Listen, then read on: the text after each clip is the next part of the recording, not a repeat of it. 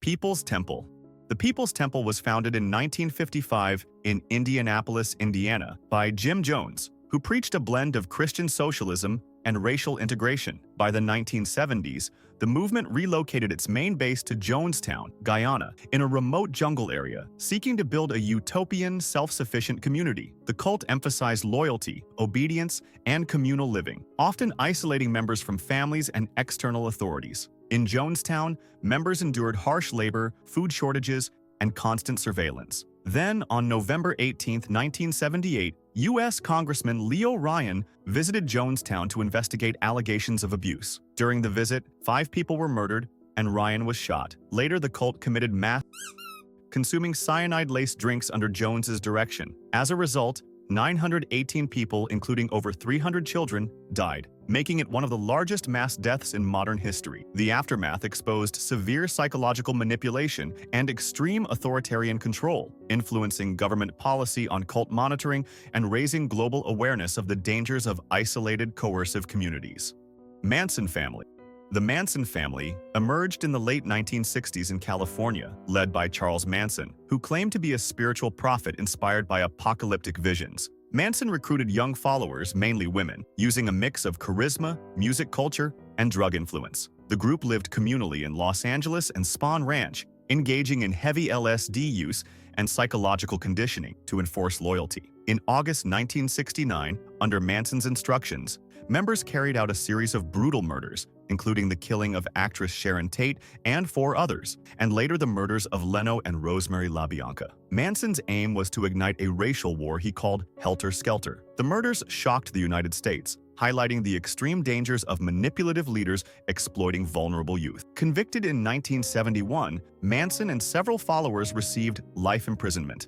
Aum Shinrikyo, founded in 1984 in Japan by Shoko Asahara, combined elements of Buddhism, Hinduism, and apocalyptic Christian prophecy. By the early 1990s, it amassed thousands of followers and significant wealth through real estate, donations, and businesses. The group developed chemical and biological weapons programs, producing sarin gas and botulinum toxin. Then, on March 20, 1995, Aum members released sarin gas in the Tokyo subway system, killing 13 people and injuring over 6,000. Later investigations revealed plots against government officials and extensive stockpiles of weapons. As a result, Japanese authorities arrested Asahara and key members, leading to trials and executions for capital crimes. The aftermath prompted stricter regulations on religious organizations, chemical weapons oversight, and public awareness of domestic terrorism. Order of the Solar Temple.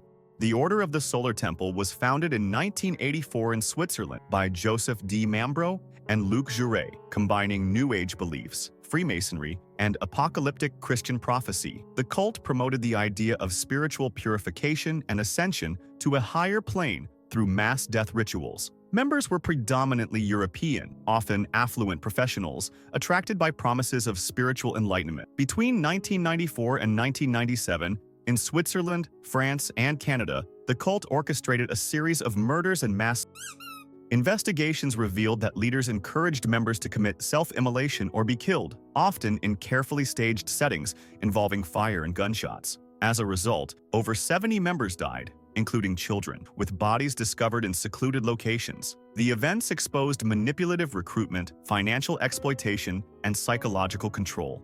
Branch Davidians.